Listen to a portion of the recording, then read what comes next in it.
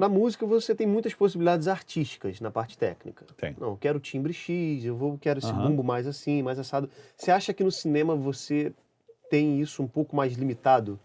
A tua equalização, a tua compressão, enfim, o teu processamento na pós-produção, ele é mais burocrático. Engraçado, é porque ao longo desses anos eu já fiz um monte de coisa variada, né? Uhum. Eu já fiz muito programa de entrevista, programa de reality, né, que a gente chama de reality. Programa de entrevista, enfim, quem trabalha com som faz um pouco de tudo. De programa de reforma de casa até programa de culinária e programa de entrevista, Uhum. programa, enfim. Numa situação como essa, você fica utilitarista. Você, assim, Funcional, né? funcional é inteligibilidade, ponto número 1. Ponto número 2, a construção ali da emoção, da música, etc. Com ficção, e eu fico feliz pra caramba que nos últimos anos eu tô fazendo muita ficção, que é a coisa mais legal, é uma criatividade muito diferente da música. A sensação que eu tive várias vezes na vida é que é o outro lado do cérebro funcionando, assim. Música é um lado do cérebro e televisão é outro.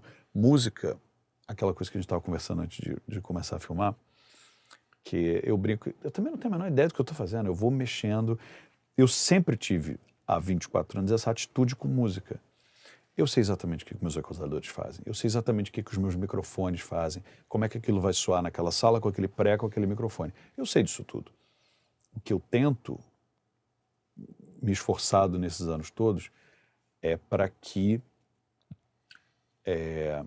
eu não perca tempo com isso e eu não perca energia com isso. Onde é que eu quero chegar? Eu estou fazendo música, se eu perder 5 minutos com o equalizador do bumbo, tem alguma coisa muito errada. Tem um músico lá tocando, esperando para gravar um disco, para fazer uma linda música, e eu tô aqui achando que o meu problema é o equalizador do bumbo, ou que eu tenho aqui uma questão para resolver, ou que eu preciso fazer o bumbo do século. Não, eu preciso, né? Eu tô aqui fazendo música, eu sei exatamente onde eu quero chegar, eu tento não pensar muito.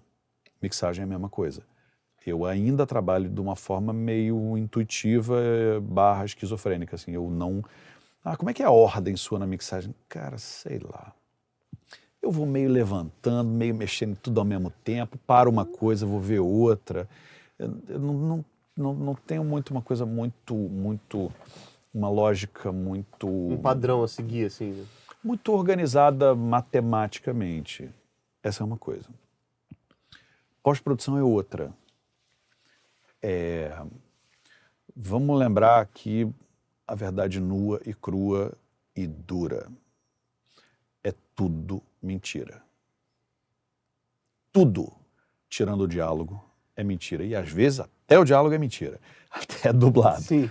Mas assim, você tá vendo aquela cena do bar, tem aquela música rolando e a galera tá conversando e o garçom passa e tem alguém fazendo um coquetel no bar e passa um carro, uma moto na frente do bar, na rua, e tem um ônibus e é tudo mentira. Eu fiz tudo.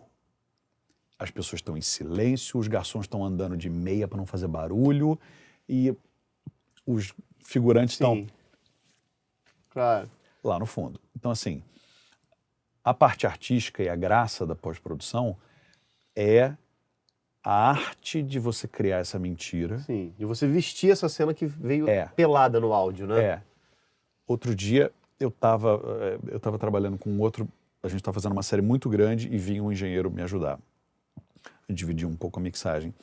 E aí ele falou, cara, teve uma hora que tinha uma porta batendo, mas estava muito alta. Aí eu fui lá no canal do Boom, do Som Direto, procurar a porta. E não estava lá. Tá. Ele jurava que a porta estava na cena.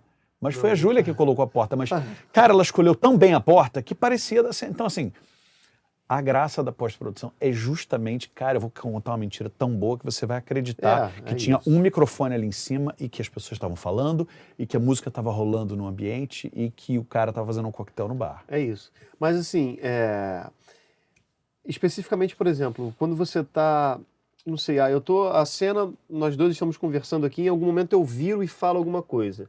Você precisa fazer um processamento para que seja condizente com o ouvinte, a minha voz já não está mais direta, ele já não está Isso. ouvindo a voz direta. É. Então, assim, você acha que isso existem essas burocracias, assim, eu preciso fazer isso, eu não estou fazendo isso por uma escolha. Não. Você tem, por exemplo, todo tratamento de diálogo, ele é mais funcional, né? Porque o Boom tá ali e o meu personagem faz isso. Eu, durante um pedaço de uma frase, preciso recorrer ao lapela. Eu preciso fazer isso de forma que ninguém perceba que eu troquei de microfone. Sim. É muita equalização, é fader, é uma série de coisas. Isso é puramente técnico, no sentido, né, oposto ao que seria um artístico, né?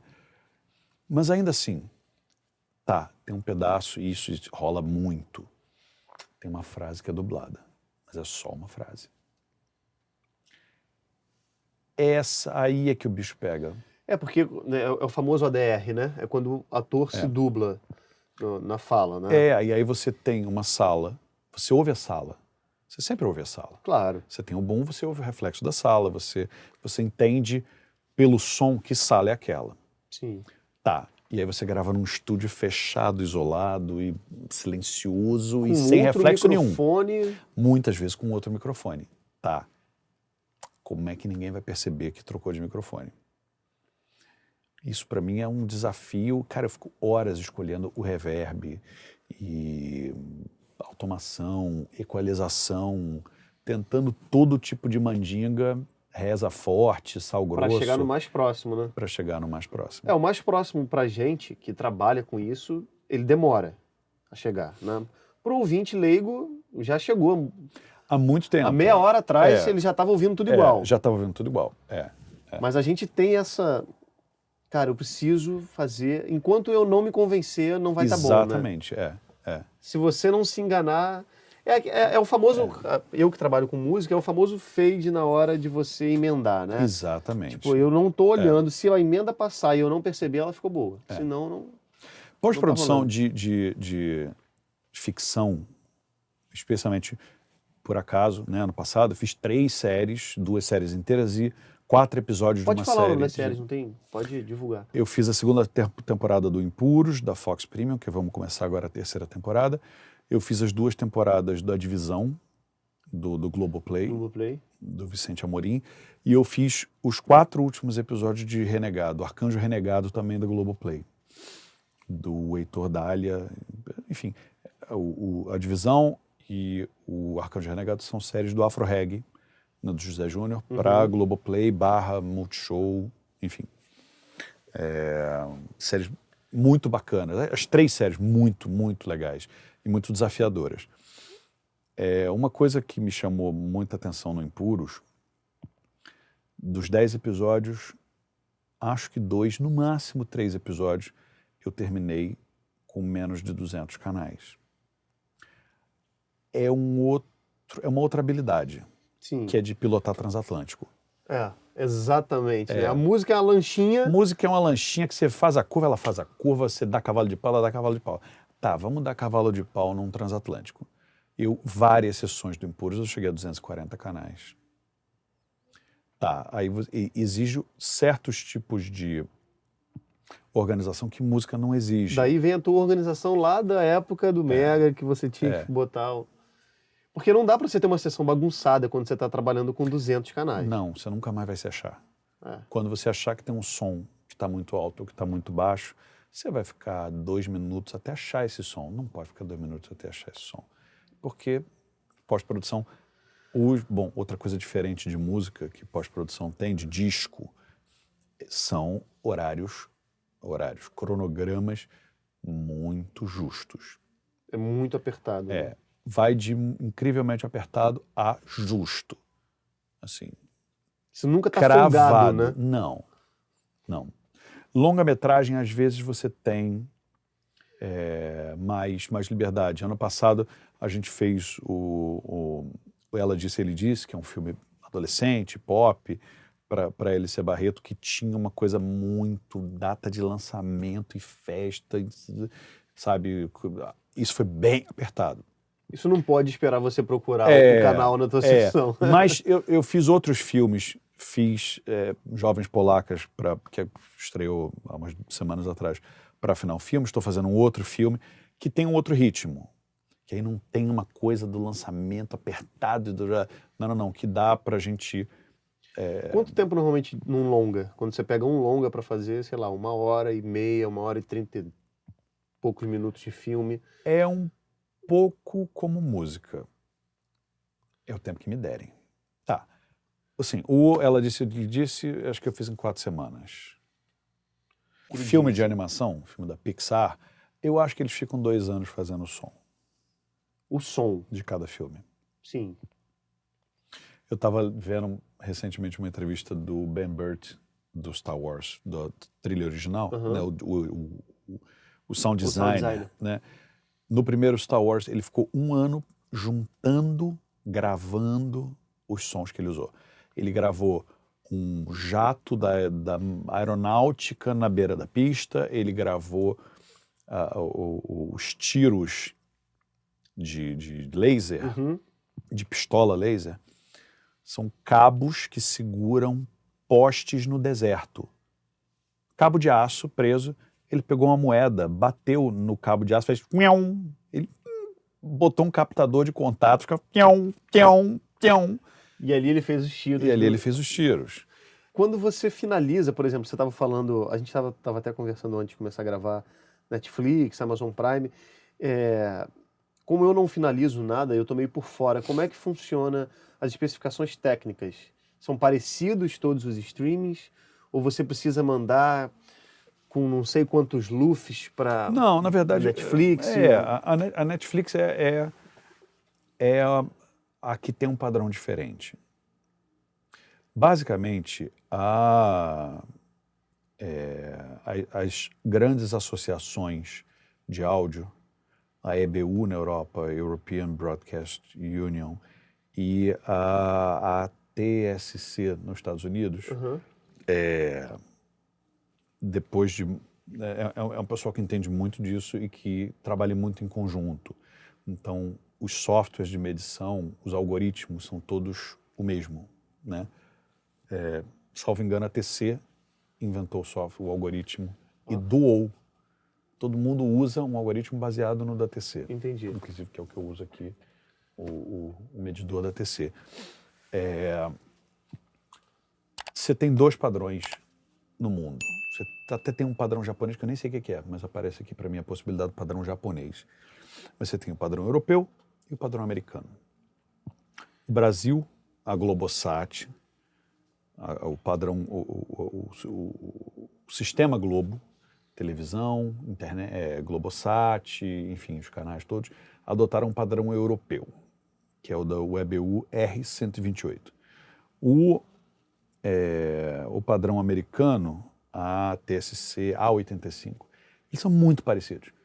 O padrão europeu é menos 23 LUF de programa, com menos 3 dB true peak, de limite de pico.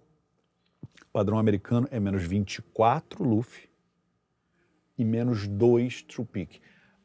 É uma diferença muito pequena, fora que nos 2 padrões eles permitem que você tenha menos 1 dB de margem, ou seja, você tem mais 1 dB de margem, menos 1 dB.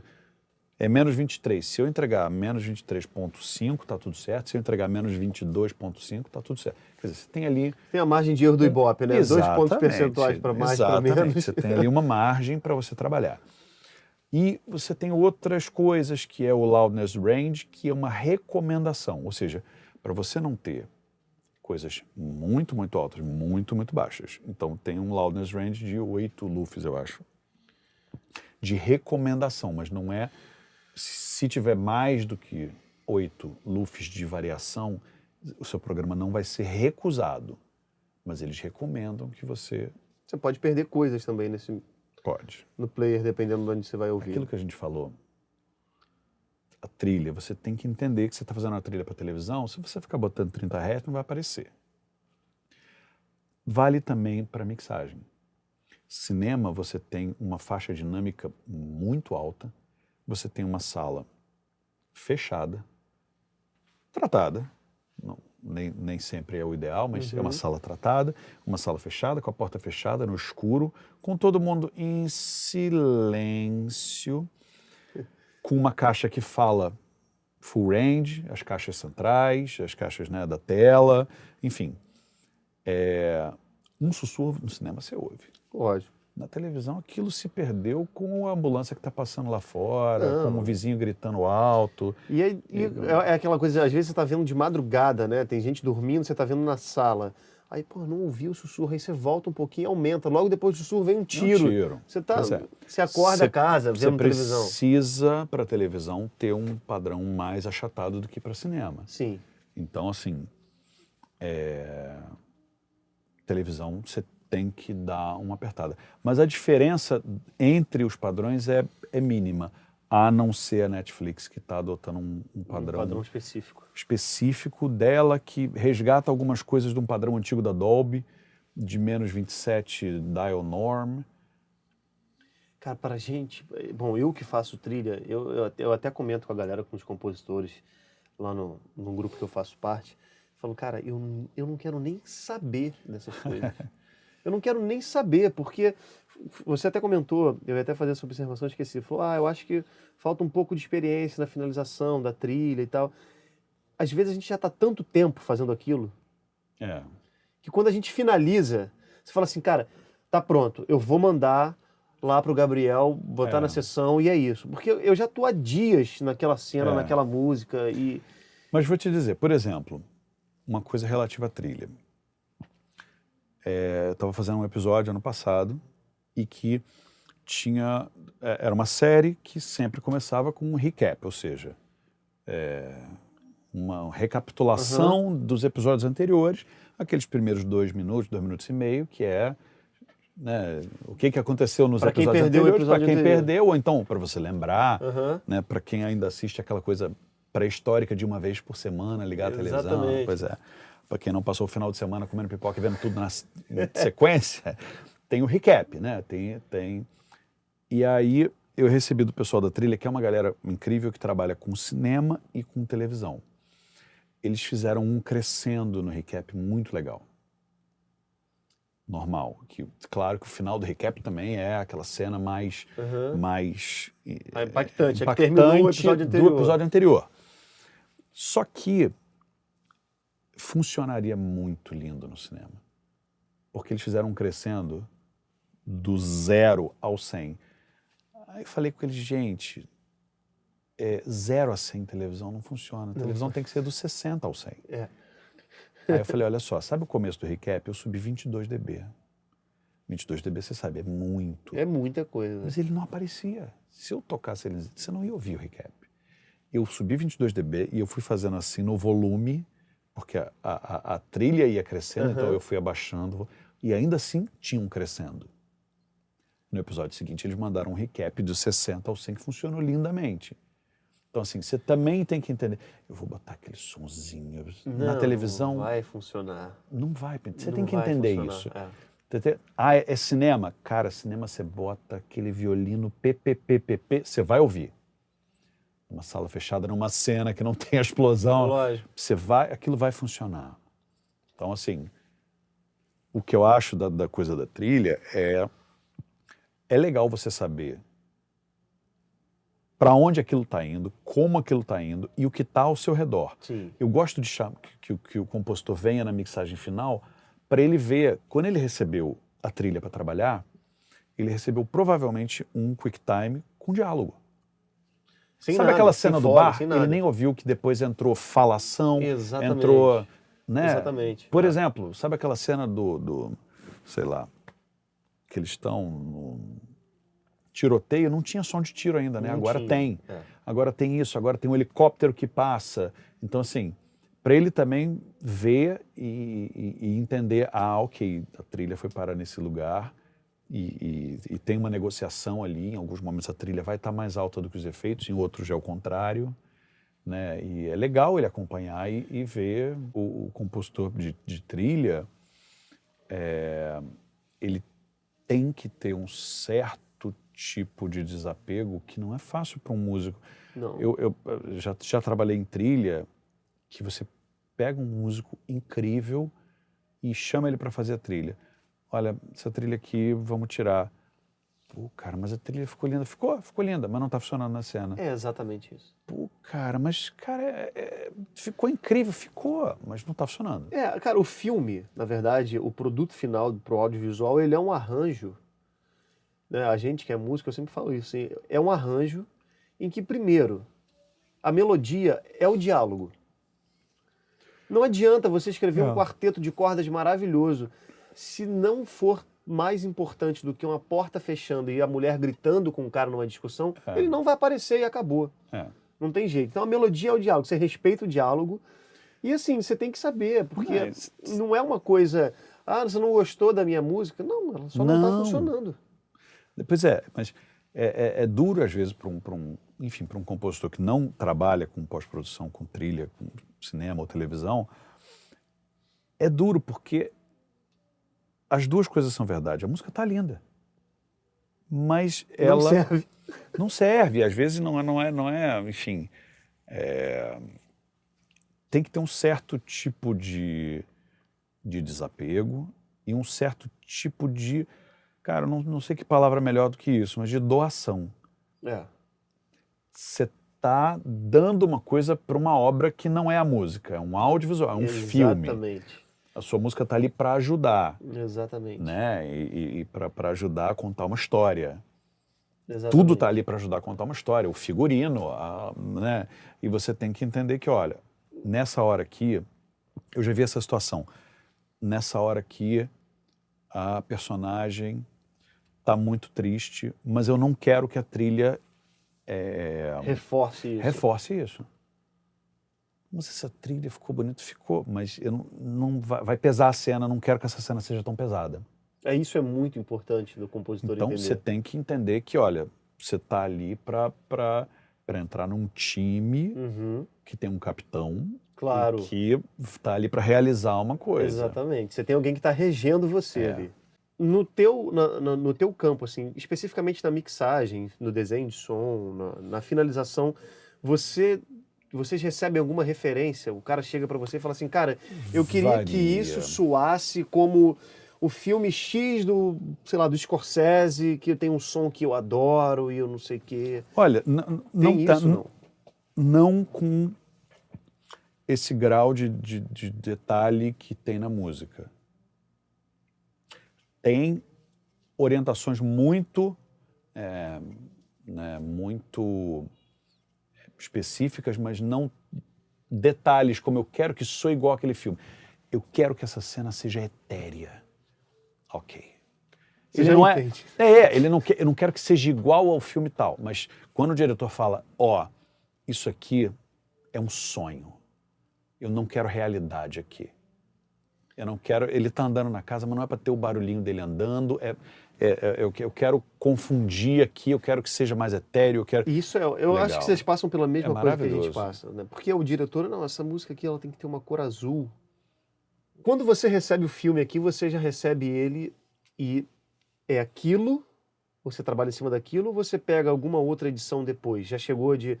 Chega, é normal. É normal. E como é que é o gerenciamento disso, assim? Difícil. Porque às vezes... Hoje em dia eu, modéstia à parte, eu já estou craque nisso, já me acostumei. Tem algumas formas de fazer. Vamos lá. Filme muda. O próprio Noite de Alface, que a gente está nas últimas, amanhã vai ter uma última não, mas enfim, vai ter uma audição já com produtor, diretor, talvez o cara da trilha venha, eu sempre tento que o cara venha, porque acho legal, ele dá ideia, ele, enfim... mas eu já sei que uma cena vai aumentar de tamanho, 2 cenas vão aumentar de tamanho e uma vai diminuir. E quando você tem 240 canais para mover... Dar o cavalo de pau no transatlântico. Na timeline é complicado, né? Eu tenho já as minhas técnicas. O que diferencia uma coisa da outra? Quais são as duas alternativas? Alternativa 1, não entrou nada de novo. Ou seja, aquele plano de 11 segundos vai passar a ter 13. Aquele plano de 20 segundos vai ter 18. não entrou nenhum diálogo novo, não entrou nada de novo, me manda um QuickTime novo. Se puder me mandar um mapa, eu agradeço. Se pessoa, em 1 hora, 12 minutos, 13 segundos e 20 frames, a partir dali vão cortar 1 minuto e vai cortar 10 segundos e 3 frames. Beleza, eu já vou no grid e já resolvo. Ou então aumentou, enfim, quando me mandam um mapa vai mais rápido. Se não, quando não manda um mapa, eu fico com os 2 vídeos e com as 2 guias que vêm com o vídeo e vou analisando até ver onde sai. É um trabalho. É um trabalho, é sempre manual. Eu não conheço nenhuma forma de fazer isso. Não deve ter. Tem softwares que fazem uma reorganização da sua timeline. Ele recalcula de acordo com... Não, ele reposiciona de acordo com o novo EDL. Qual é o problema? Eu tenho subgrupos, automação de efeitos, automação de VCAs que não entram nisso. Exatamente. Porque não são clipes. Claro. São informações de automação, mas Sim. não são áudio. O áudio... Você não exporta isso, né? Custa caríssimo. Eu nunca comprei porque nunca valeu a pena. Mas custa $800, sei lá, $1.000, um software que você põe, reedita, porque chegou o corte novo. Ele remonta em cima do corte novo. O que eu faço? Eu crio um grupo com tudo. Os 240 canais, o vídeo, os VCAs, os efeitos, tudo está agrupado. Recebo o QuickTime novo, importo para a sessão, tenho o vídeo e o áudio guia, vejo os pontos que eu comparo, saio de sync porque vejo o quanto encurtou a cena, ligo o shuffle, crianças não façam isso sem um adulto, e apago e ele cola. Ou uso o shuffle para abrir espaço. Você consegue inserir compassos na tua sessão. Frames, no caso. No caso, frames, E aí, por exemplo, não é aquilo que eu perguntei. O que diferencia é, entrou alguma coisa nova ou não? Não entrou nada novo. Eu só tenho que esticar, por exemplo, nesse filme, No Noite de Alface. Tem uma cena que eu vou esticar. O que eu vou precisar esticar? Ambiente. Tudo bem. Abro ali 2 segundos, pego o ambiente, dou uma esticadinha. É fácil. É moleza. É moleza. Primeiro eu corto tudo, depois eu vou em todos os pontos de corte e vejo o que eu preciso fazer de crossfade, o que eu preciso fazer de...